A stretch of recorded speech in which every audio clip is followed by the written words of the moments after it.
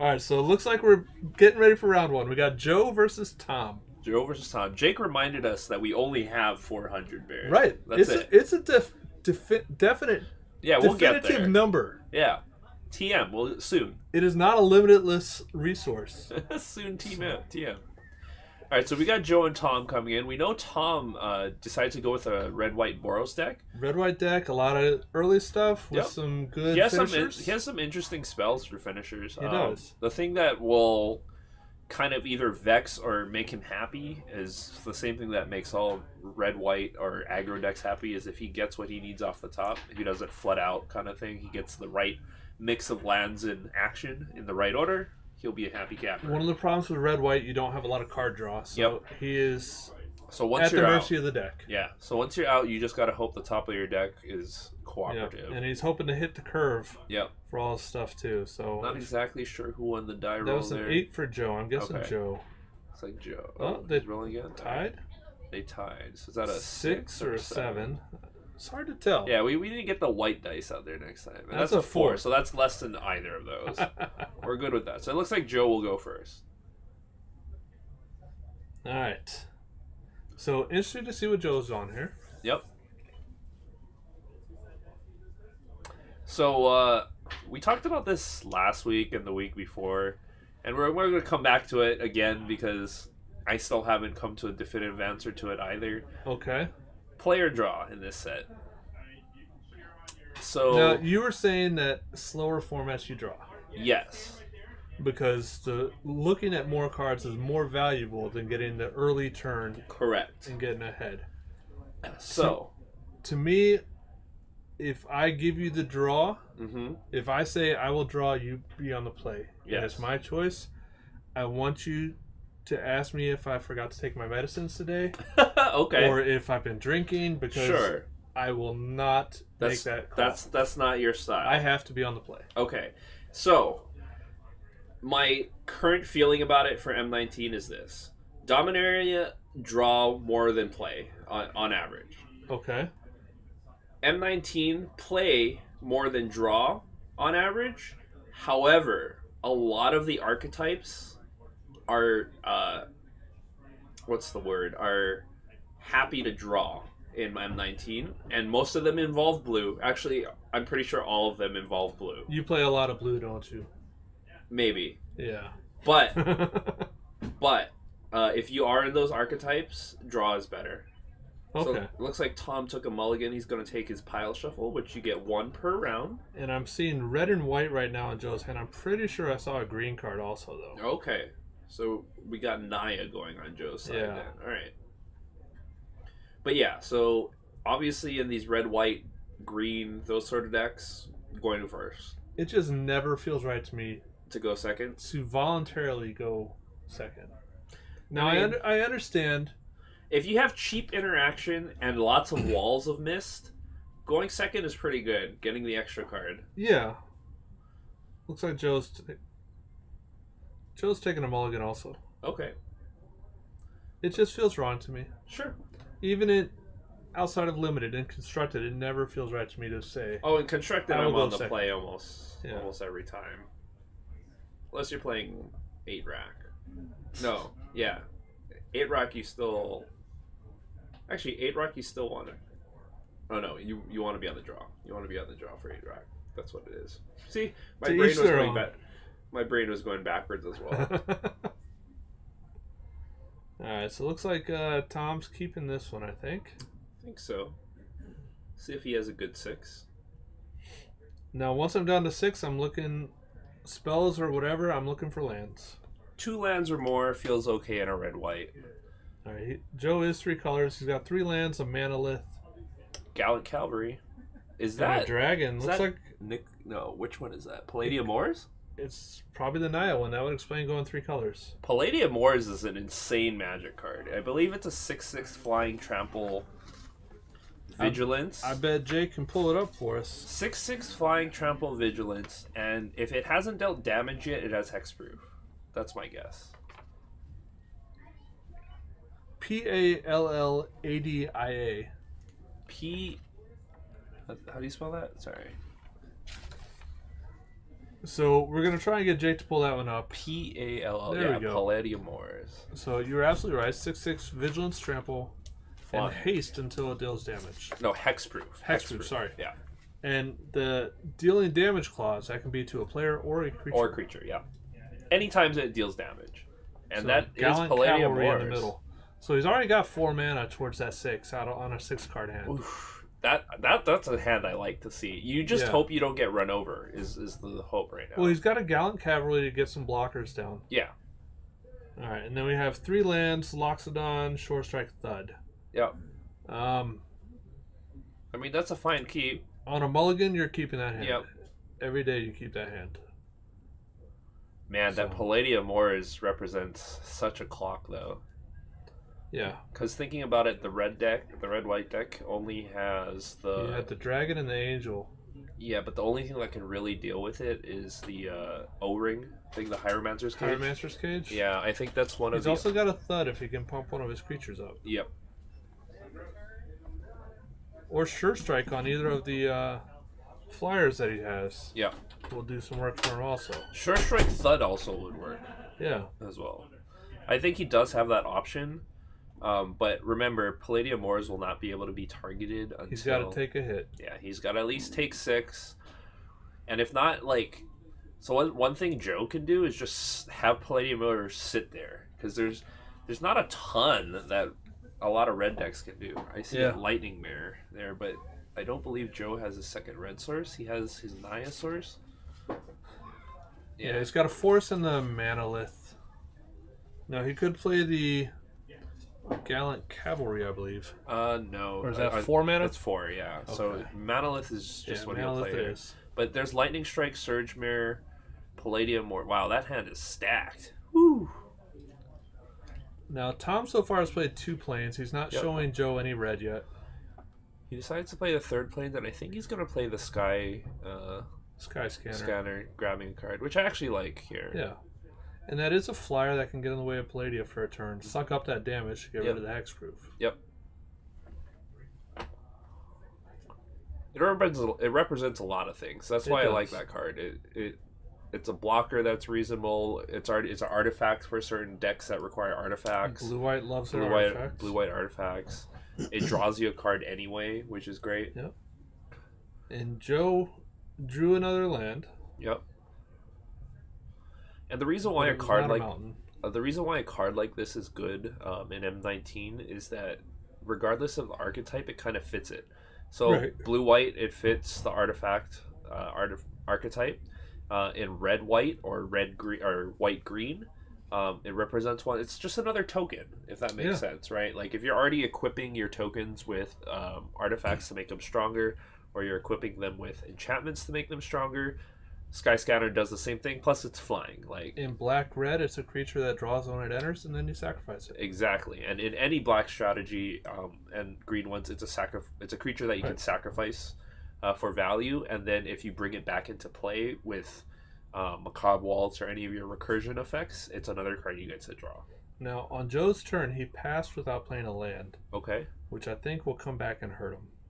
Did he have a land? He had a forest in hand. But that sets Palladium Moors back one more turn. Yeah. So now, as it is on the board, that's not a big deal. Yep. But it's just slowing down his deck a little bit. So here comes the Ether Shield Artificer, which loves the Sky Scanner. Yep, it'll make the Sky Scanner a 3/3 flyer, I believe. Beginning of combat, it gives an artifact creature +2/+2. Yep. And indestructible. That's the Very main part. relevant. Yeah. Now that's only combat on Tom's turn. Yes. However, let's say Palladium Moors does come out. The 3/3 indestructible Sky Scanner with a Sure Strike will take him out. That it will.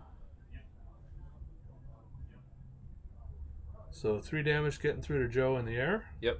Leaving Tom open to 2/2/2 attackers with just 1 blocker. And I think Joe's considering just lightning striking the Artificer for 3 because it's a 3/3 as well, and it'll take care of it. That looks like a Spark Tongue Dragon. Yep. Which is playable this turn. Yep. It's only a 3/3 though, so it doesn't block well. Yeah, so against the Sky Scanner. Being able to lightning strike the Ether Shield Artificer. The Artificer would set him up for next turn to play Palladia and feel safe from the Sky Scanner. Now, if he lightning strikes the Sky Scanner, Ether Shield Artificer doesn't have a target. That's true. And it gets rid of the flyer without having to commit a creature or another spell to it. Looks like he's going to lightning strike the Artificer. The 3/3, which opens up a ground attack for him. Yep.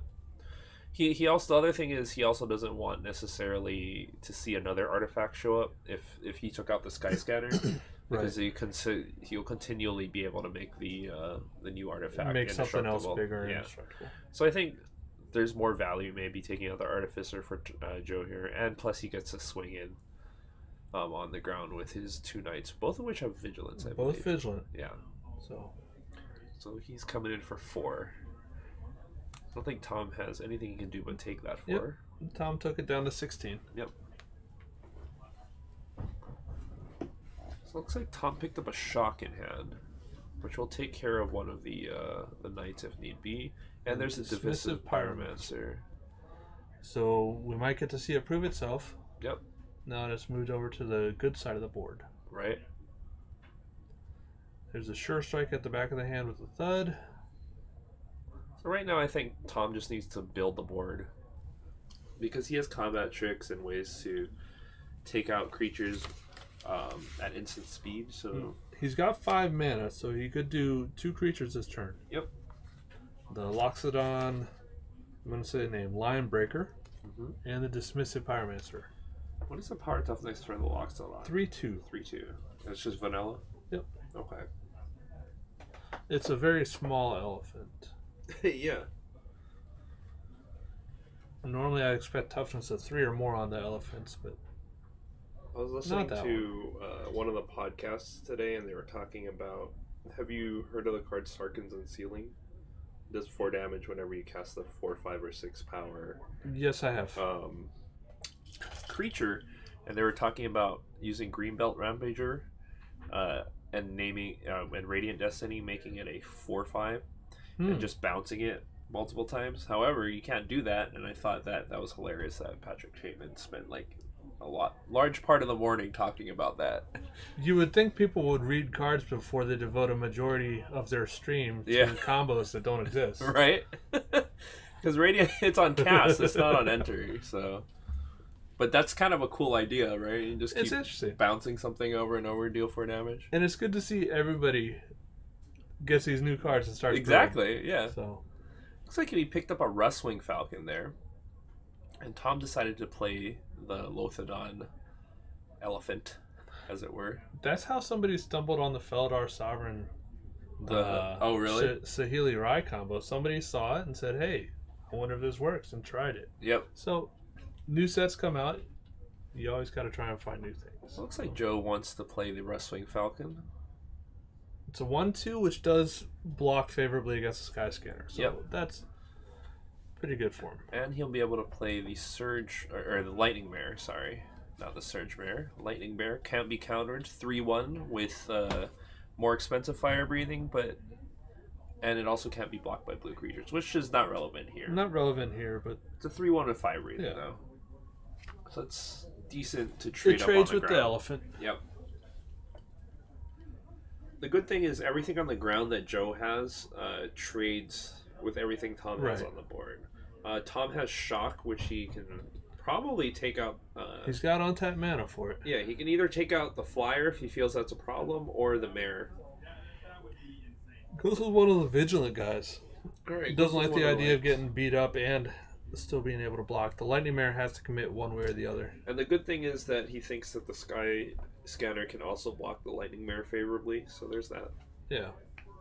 And this way, the only threat that he really has to worry about is a 1/2 Flyer, which for him he doesn't feel like is much of a threat right now. Yep. Which makes sense. So he drew a Plains, which means he's going to hit his 6 mana. Yep. We didn't really see a whole lot in his hand for 6, though. He has the Dismissive Pyromancer, which if he had played last turn, right, would be able to start digging already, but I think right now that's probably the play for this turn. He's also got Thud. So he's coming in with the Sky Scanner. So it's a 1/1 attacking into a 1/2. Yeah, so this should raise... If you are kind of new to Magic, when something like this happens, it should raise red flags immediately. Something's up. Something's up. So Joe has 1 green mana available. Yeah. And he's going in for the block. But it looks like he's going to Sure Strike here. So now the Sky Scanner is a 4/1 first strike. Yep. And the Restless Falcon goes to its doom. Which clears the air for the Sky Scanner to do whatever it wants for the next few turns. Yep. Unless Joe had a dragon or something. Joe might have been actually happy to see that baiting out for Palladium Morris here, because really trading a 1 mana 1/2 flyer for a 2 mana combat trick is super worth it. Especially knowing that you have Palladium Morris coming up. That land seals it right there. He knows that he can just slam Palladium Morris. Game 2, after seeing the dragon this turn, I don't think Tom makes that play. Yeah, definitely not. He sits on removal. Yep. To get the dragon. So it looks like he's tapping all his mana and slamming that Elder Dragon. I think we're gonna get a reader. Yep. What is this giant thing? I think I'd be reading if I were Tom. Yeah. It is a 6/6 that you cannot target. That's rough. But yeah, so one of the things about M19 is that we talked about it. One, Jake. That's the old Palladium Wars from Legends. That's the new Palladium Wars, the Ruiner. Now, I think if I'm Joe, I would have attacked first. Yeah. I have a 3/1 and a 2/2, both of which trade well with Tom's creatures. Yep. He doesn't know I have a bomb. Right. And I probably would have been able to clear the field. I'm with you. I'm thinking if you have a chance to attack first before tapping out or casting something second main phase, it's a good idea to do so. Yeah. One of the things, if you're new to Magic, is that I guess a tenet, which isn't always true but is mostly true, is that you want to wait as long as possible to cast the spell. So that you can kind of clear the way for it, if that makes sense. When I'm teaching new players, a lot of them like to play instants at sorcery speed during their main phase. Yep. The way I look at an instant, that word instant to me says, do not play this card until you absolutely have to play this card. Yep. So early on, like holding off on playing cards and learning to hold cards as a form of... I guess blocking information or keeping... And bluffing. Bluffing, yeah. Keeping up something that your opponent has to think about as opposed to just laying your hand out is a skill that comes with time. One of the funny things is once you get pretty good at doing that, it's the times that you don't want to do that kind of mess you up. Where it's like you're so conditioned to wait as long as possible to play a spell that sometimes you miss the moment to play a spell which you actually had to play during your main phase or something along those lines. That has definitely happened to me a few times. Yeah. But in general, you want to hold off on that. So, we were just joined in the booth by our co-host from last week, Matt. How's it going, guys? Not bad. Aloha, Matt. Aloha. Aloha. Wait, you guys didn't... Are we going to do it again? Let's do it again. Right. Back on the bus. Back on the bus. 2, 1. Aloha. All right, see, I'm not gonna let you not do that for me. Come on, guys. Let's do it. Well, welcome back in the booth with us. Thank you much. We're all right, so this is the first sealed, right? This is round 1 of the first sealed of Core 19. Very first game we're watching tonight. How does shaping the deck idea go differently in this than in the draft or the draft that we saw last week? In fact, what I'd like is hot takes.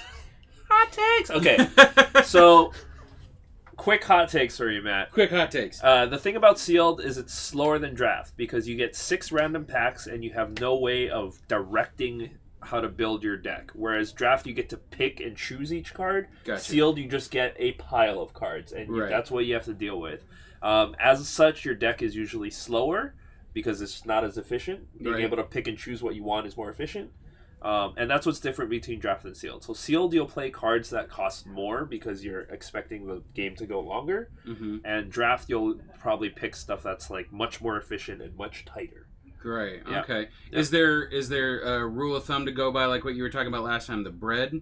Yes, that still applies for sealed. Okay. And it actually even more so because you have to choose things much more wisely because you don't have the luxury of taking what you want. You have This is just what you get. Okay. It's like if you are in a battle royale game and they drop you and they give you a pan and that guy got some automatic weapon or something.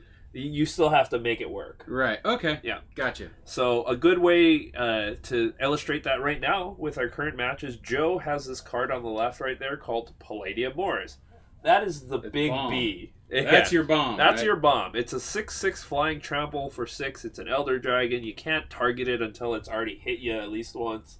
Get loud. It's a big dragon. And now it just ate up Tom's whole board. He had a 2/2 creature on the board, a good bear. Yes. And we had a sky scanner in the air. Did he try to blow it up? Well, he blocked with the sky scanner, which sucked up one of the damage. It's got trample, so the rest came through. Yep. But now it doesn't have hexproof. Right. And then the 2/2 was able to block and trade with Joe's token. Right. And loot him token. A card. Yep. So the bear did a little work. That's good. So Tom here is kind of like just trying to figure out how to deal with this bomb because the reason why bombs are bombs is that there's no easy answer for them in the set. Right. Once you see it, the game is warped to how do I deal with that card. Okay, so should Tom be looking to extend the game as much as possible, or Tom is looking to get rid of that threat on the board, the 6/6 dragon. And the thing he was at 15 needs to build. Oh, okay. Last turn, it's going to end the game very quickly if he doesn't deal with it. Gotcha. Right. Basically, in 2 turns, if Tom has no answer for that card, and thinking about it, I believe Tom only has 1 or 2 cards in his deck. He doesn't have a lot. That can do anything to it. He has a Thud in his hand, which deals damage equal to a sacrifice creature's power to any target. Sorcery which speed. Means he needs to get a big enough creature. Yeah, he can't do it at instant speed. So it won't do it. Yeah. And Joe, meanwhile, has another dragon in hand. That will do it. Transmogrifying Wand would do it. And that is in Tom's deck. Yeah. So there are 2 cards that I think in Tom's deck that'll do it. The Wand and the Hieromancer's Cage. So he has to draw one of those 2 cards or basically this game is over in that sense. Oh, wow. Okay. Yeah. So that's the cleanest definition of a bomb there because if you can't deal with it and I win the game in 3 turns, it's pretty solid, yeah. Yep. So it looks like Joe's just keeping the beats down. Yeah, and Tom decided to chump block with the Falcon just to keep his life total. With the trample, it's attacking as a 6/6. Blocking with a 1/2 means he only takes 4 damage now. Yeah, so maybe if he can get another flyer up there, he can just prevent damage from one more turn. So this is his last turn if he doesn't find an answer. Yeah. I think that's double cast. Is that double cast? No. For 3... What is this? Well, even if it's double cast, Thud, that's a 2/1 creature, I believe. Honestly, without Transmogrifying Wand or it was Gutter Snipe. The Cage. Yeah. And he chose not to show Joe the Gutter Snipe. Yep, which is totally what you should be doing. Yeah. You should keep as much information as possible that you don't need to give out if you don't have to. So he's got surprises in later rounds. Exactly. Yep, exactly. Okay, yeah. I get you. Because he could have played it. He had the creature to play, but by not playing it, Joe doesn't know that's like even a tactic. He knows he can't win without drawing that card, so there's no reason to show him the final 3 cards in his hand. Okay. A lot of times... So in this, you got to really work on playing the long game. Because that was game 1. That's game 1 of 3. So now he has another element that Joe's not expecting. Yeah. Gotcha. A lot of times if you're watching a pro tournament or something, somebody plays a discard spell where I get to look at your hand and make you discard something. If you're already losing that game, you concede so that they don't see your hand. Yeah, because you can concede at any time. And if you're already thinking that you're going to lose that game and your opponent plays a card that lets them either A, look through your hand, or B, look through your deck, you just concede on the spot so your opponent doesn't get to do that. So the next turn you have a chance. The next round you still have a chance. Interesting. But then on the other side, if you're playing against somebody and you're losing that game, but it's a very slow kill, let them play their deck and beat you. Yeah. So you see more cards out of their deck before they kill you. Gotcha. Yeah. So it works both ways. Like if I'm going to lose, And it doesn't matter that my opponent knows what I have in my deck, and it matters that I know what's in his or her deck. I will continually play a game where I know I'm going to lose just to see more cards from my opponent, so I know more information in the future. Okay. Yeah. A lot of times if you're playing against a combo deck that you haven't seen before, if you're not familiar with the deck, that's a good way to get information. Yeah. And this is new enough where that's especially important. So. Well, it's a new set, mostly because it's sealed. Yeah. You don't go into it. Standard evolves archetypes quickly. Okay. And so if I see a card coming out of your deck, for a long time in Ramanop Red, if I saw Bomat Courier turn 1, I knew 90% of your deck. That specific pro is Mark Jacobson. Because I actually know that guy. It happens. Yeah. He conceded to Mark, which is really funny because Mark wasn't on that deck. So in constructed, like standard, not in limited, kind of you make stuff out of what you get formats, everyone ends up knowing the decks within one or two cards. Like if Andy plays one or two cards, I'll know what deck he's on because everyone is kind of on that deck. Right. Sealed, but in Sealed, it can be anything because this is, you get a pile of cards and I get a pile of cards. I can't know what you're doing if you don't know what you're doing. Okay. Right, so... Looks like Joe's having a mulligan, I believe, down to 5. Ooh, that's rough. But yeah, so that's the big issue is that if you don't... You only have like 24 cards, give or take, that you play. Right. And your opponent's seeing more than 3 or 4 of them, if they don't have to, is like... That's why you keep the information in Sealed. Yeah. So Tom's hand, we see 3 lands, Shock, Hieromancer's Cage, which is very important, Viashino Pyromancer, and an Onake Ogre. So he's got good creatures to get some beat down early. He's got the Cage, which is one of his main answers for the dragon. I love his hand actually right now. Yeah, that's a solid hand. He needs like one more mana to cast the Cage. Joe. There's our 5 card hand. We have a Stone Quarry, Tranquil Expanse. So he's got fixing for all 3 colors. He's got Lightning Strike, Catalyst Elemental, which will help him expedite. Get through the mulligan. Arcane Encyclopedia is great for later card draw, but right now it's a little slow. He needs mana or stuff to do. All he can cast out of that hand is a Lightning Strike. Yeah. Which will help him deal with one of Tom's creatures, but Tom is an aggressive deck, so if he doesn't get a lot more, it'll start getting painful quickly. So based on opening hands, right now I would give the advantage to Tom. They haven't even started, but looking at the opening hands. Yep. Propane, thanks for watching us from home. We appreciate you being out there and joining us here on our stream from Other Realms, the comic and game specialist here in Honolulu, Hawaii. Located at the Nimitz Center in the back behind Best Buy as well. That's absolutely right. Yep. Sellouts. We're getting so much better at it, though. No, keep going, man. Never stop. Never stop. All right, so it looks like Tom's going to play the Viashino Pyromancer, is that right? Yep. It'll deal 2 on ETB, and it's a 2/1 creature. It's a very solid, aggressive creature in red. Great 2-drop. Thank you so much for joining us, Matt. My pleasure. Yeah. Matt's going to step away and take care. We'll see you back. Too many vocabulary words for me still. We'll get you in there. We'll get you back. All right, I see what looks like a green elk in Joe's hand. Looks like Tom will continue to curve out with the ogre there. Yeah, Joe having 2 tap lands. I mean, if you don't have anything to do with them, now's the time to play them. But and the fact that they fixed his mana is pretty good. The fact that he's not hitting a 3rd one, though, is a problem. It is rough. Yeah, I still don't see anything playable out of his hand. So the way that I've noticed that aggressive decks work in this limited format is that, I mean, if you can't stick something by turn 3 in a mid-range or slower format, the aggressive decks just run all over you. Right. Like the 2/2s and the 3/3s or the 3/1s they will continually deal damage, unfortunately. Looks like Joe will use his Lightning Strike just to preserve his life total, which totally makes sense. Yeah. That's a 4/2. That's a big chunk of his life. Yep. It's like Tom just hitting mana. Yep, that's great for him. Slamming in for 2. Yep. See, he has a Shock. Pyromancer's Cage. And then what's that last card there? The middle red one, that's a Sure Strike. So. Okay, so he's representing 7 damage on the board next turn. The Elk will help him if he can get green. Yeah, he has green. So Joe hit his land. It'll be a blocker, plus it'll gain him 2 life when it dies, which is against an aggressive deck. That's great. He's also got a Dragon's Horde. Yep. Which will help him find more mana, or help be more mana. So the Dragon's Horde will actually help ramp him up to the Fire Elemental next turn if he's okay taking the 2. So we'll see what he feels like doing here. Looks like Catalyst. Okay. He feels like he needs to stop the bleeding early on aggressive depth, and I'm totally fine with that. Well, I think he's playing that to try and ramp. Oh, right, because he can sack it for 2 red. Because he could have stemmed the bleeding with the Highland game. Right. Tom's saying, no, you don't get any acceleration. I'm taking care of that. Yep. I'm going to shock that and get that out of the way, clear the way for my Pyromancer, knowing you're tapped out. I prefer to play against you when you have no mana. Yeah, exactly. So...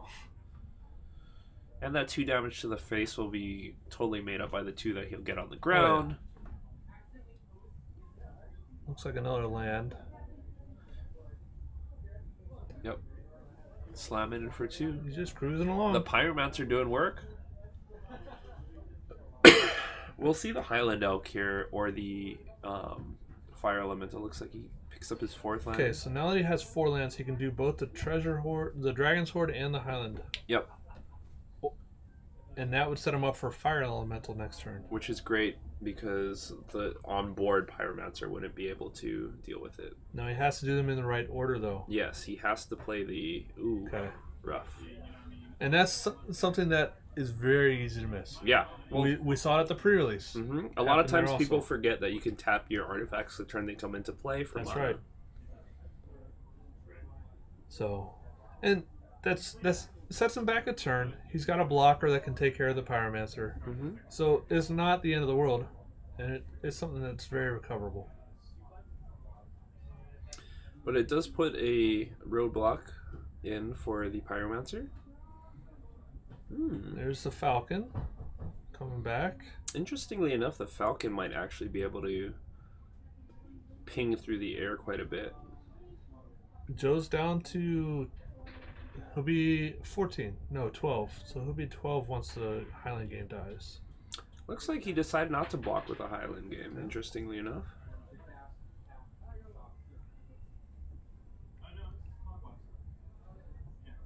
I believe that is destroy target tap creature. Can't remember the name. Take Vengeance. Take Vengeance. That would take care of the Pyromancer this turn. No, he's in the spot again. He can do Dragon's Horde and that spell, but only if he catches it. He's got to see it. He has to. And he's got the Dragon's Horde way behind the Arcane Encyclopedia. Yeah. But that's going to stop the bleeding from that. Mm-hmm. I might even offer the trade here. Attack with the Elk. If he blocks, you gain 2. If he doesn't... Yeah. Just keep attacking. Yeah, it looks like they'll... Oh, no. Sure striking. Strike. All right. This is actually a pretty good win for Joe. Tom had to use 2 or 3 spells on creatures that weren't worth trading for. He had to use a combat trick to kill a creature that gained Joe life. Exactly. That's basically a 5-point swing. Yeah. Because that's 3 damage that easily could have gone to Joe's head. So, over to Tom's turn. I see the Pyromancer's Cage at the front. Okay. Oh, it looks like he picks up the Transmogrifying one. We might be seeing some Oxes or Oxen. Yeah. If we ever see a dragon on the board. So I love this card. Transmogrifying one is an awesome card. Basically, I'm with you. I'm a fan too. It's basically 3 mana for 3 destroy creature spells, and the thing is, it destroys the creature, and then the owner of the creature creates a 2/4 token. So you're basically destroying your opponent's best creature for a 2/4 on the ground, or you're making your worst creature, like a 1/1, like we talked about, like 1/1 tokens, into a 2/4 Ox, all of which is good. Now, if Joe doesn't present a creature on the ground, an option would be to kill his own Falcon and start attacking for 2. Yep. More times you use it on your opponent's creatures, I agree on that, but the time that you use it on your own creatures is awesome, because then you just turn your kind of crappy 1/1s into 2/4 oxen.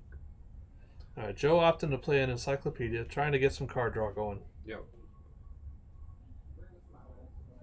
All right, Tom still has the Hieromancer's Cage, which is exiles creatures. Target non-land permanent. Target non-land permanent. I'm double checking right now. Yeah, it's like an O-ring.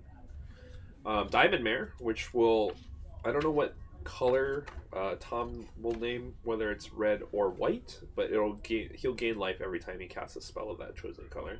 And it looks like, I think Tom chose red as the color.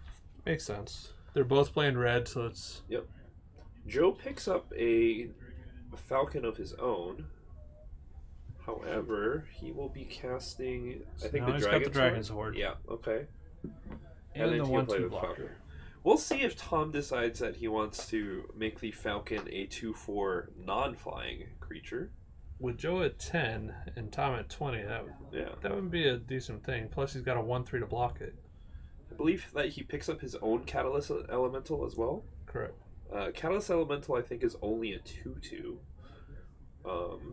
But it does represent an additional body.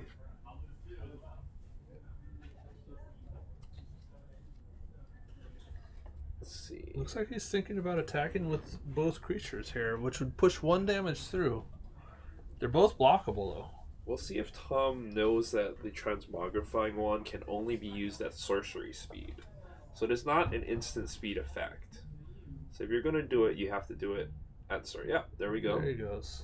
Giving, I'm guessing, Joe a 2/4 Ox. Yep, looks like he's going to no longer have a flyer. Yep. So that creature just gets destroyed, goes to the graveyard, and then you create a 2/4 Ox. Which, that sequence actually somewhat matters sometimes, because people think, for example, it turns it into an Ox. So if you have a enchantment on the creature, that actually goes to the graveyard because you kill the creature and then you create an Ox. It doesn't actually get turned into an Ox. Yeah. So they're just working on getting the token form. They are aware of the trigger. There's the Catalyst Elemental. Yep. And it looks like Tom did get in for the 1 in the air.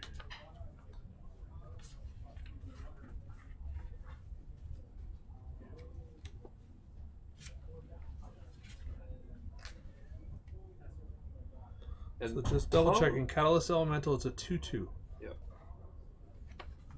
And then Tom still has the Hieromancer's Cage. Right. So right now, I love that Ox token. So there's a 2/4 Ox. So the interesting thing is the 2/4 Ox cannot get through the 1/3 Diamond Mare. Nope. Also, Tom is winning the race with the Diamond Mare because the Catalyst Elemental gains him life when it comes into play. So right now, Joe is on an incredibly slow 9-turn clock. However, it's significant He's because... about to stop it. Is that a Spark Tongue Dragon? That is a Spark Tongue, which is very good at blocking a 1/2 Falcon. You know what else a Spark Tongue Dragon is good at? What's that? Becoming a 2/4 Ox. Yeah. It's also good at putting a treasure counter on the Dragon's Horde. Which is great. We'll draw him a card later if you'd like. He's got 9 turns to do it, so... Yep. Looks like he wants to grab it right now, which is fine. See if we can get a little more gas. I think that's a Cleric that has lifelink. 1/3 lifelink. Yep. That'll also slow the clock of the 1 damage per turn clock. Ooh, he's getting Nancy. Okay. Attack him for 2. Looks like he's coming in with the Ox token. And he's getting blocked. He is getting blocked. That's just going to bounce off each other. No. So this is exactly the situation you're talking about. If Joe, for example, hadn't played the Spark Tongue Dragon and attacked, he would have mana up to represent something like a combat trick. He would have. And then in second main phase, you can actually play the dragon and still have no penalty, but at the same time, you might actually be able to get... Tom likely would have taken the damage. Yeah, because there's no reason to risk unnecessarily cards you don't need to risk necessarily. So Sky Scanner to draw a card. Also represents another flyer. Is that Gallant Cavalry? That's Gallant Cavalry. So Tom can also just go wide here at some point. If he can get enough damage through the air. So it looks like right now he's changing a dragon into an ox. Now this has been a very different game from game 1. Very different, certainly. Without the bomb Palladium Wars hitting the board, we're seeing a much more balanced game of Magic. Yes. And I only had the 1 ox token. That's okay. It looks like that's our second ox. That's the problem with the tokens that are made by rares and mythics. They're not easy to come by. Looks like Joe is going to take another 1 to... Oh, looks like, yep, he was realizing that's a 2 for ox. Yep. So there are no favorable attacks on the ground. Joe goes to 8. And now he's on a 4-turn clock with the 2/1/1 flyers.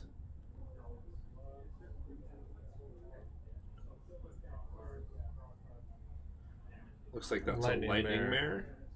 Not what he's wanting. Yeah, stuff on the ground. It looks like for both players, their air game is much more important in this. It's not really a mirror because one side is Naya, but in this kind of match because they both have tokeny generating 2/2s, a lot of stuff to gum up the board. The ground is getting very clogged up. Yeah, so right now the 5/4 can take over the ground, but and Tom can trade with it, but it would take it would take 3 of his creatures. Yeah, but again, he's got life. He's also got a one more charge on one. Yeah, one more charge on the it's another ox. Yeah. That's why this card is great. You get to destroy 3 of your opponent. So in that wand basically took out a 5/4, a 3/3 flyer, and the other blocking flyer. Yeah. So it basically took out all 3 threats that Joe could put, or all 3 defenders that Joe could put on the board. See again here, if Joe attacks with the 2/2/4s, he could have played the Fire Elemental in main phase 2 and actually come in and feel favorable about coming in, if that makes sense. As it is, Tom opting not to block with the Catalyst Elemental. And 2 damage got through. Needs to untap the wand. Yep. The one. I did not see his draw. Me either. Is that an act of treason? No, dismissive. No, dismissive's already gone. Might be act of treason. I don't think we saw him build act of treason in his deck. But yeah, I think Tom needs dismissive Pyromancer. Oh, it is. Okay, yeah. So yeah, there we go. That gets untapped and used. So he did play. Actually, I don't think the wand gets destroyed. No, it stays on the battlefield. The wand stays on the battlefield. Just has 0 charges on it. And now we have a wall of meat on Joe's side. However, Tom still has the 4-turn clock in the air, and if he has any sort of card that pumps up like Sure Strike or any of the direct damage spells, Joe is definitely within range of reach. Looks like he's going to play the Hieromancer's Cage. Getting rid of one of the Ox. Okay. Which clears up for 3 power on the ground to attack. Yeah, okay. Yeah, the Hieromancer's Cage is still there, even though nothing's under it. It looks like the attack that Joe made last turn is going to hurt him. Yeah, it's going to leave him a little open here, because Tom will be able to crash in for 5 this turn, I believe. 3, 4, 5, yeah. That's basically an extra turn. That's, one less turn on the clock. Yep.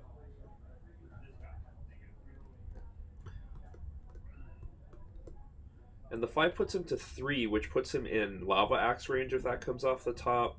If Shock, if he's able to get either of the 1/2s in. Surge or Sure Strike. Sure Strike. There's quite a lot of draws that Tom can. Tom is very alive right now. Yeah.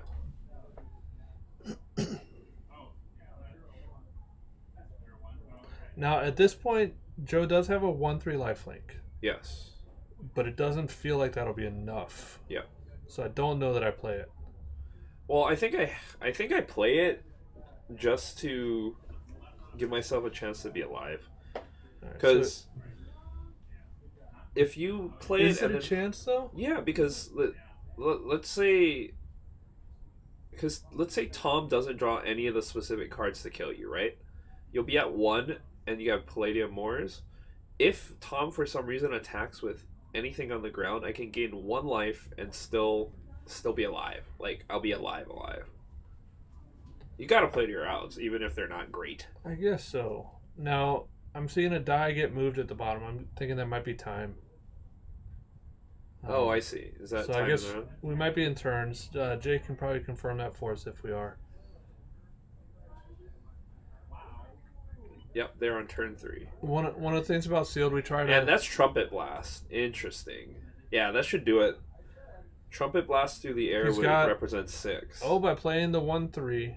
Oh yeah, because there's no flyers. There's no flyers. And he's tapped out. So Tom just has to come in through the air and just Trumpet Blast. With time running out, you go for the kill here. Yeah. And even Joe's if he tapped out. Yeah, and even if he goes in for the kill with everything and he gets blocked by the cleric, Joe only gains 1, going to 4, and then the 6 damage through the air should be enough to take him out. Right. So we'll see shortly here. Alright, so Tom is making sure he's doing everything correctly. He's going to Trumpet Blast. I think it's at instant speed. And then he'll just attack with everything. It is instant. Yep. Oh, looks like he just showed it to Joe and... What happened here? Did Tom concede? I'm not sure. We're seeing -3 on Tom's side. Oh, it looks like Tom conceded. All right. Okay. Well, we have a result. When we reach time, it's courtesy. Maybe Tom's got other stuff going on tonight. A lot of people are playing just to get the new cards. Sure. So we saw a couple of good matches there. Yeah.